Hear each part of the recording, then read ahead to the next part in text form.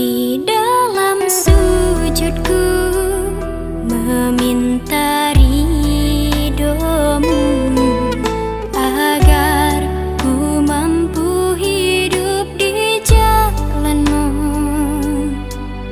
Di setiap langkah-langkahku ini,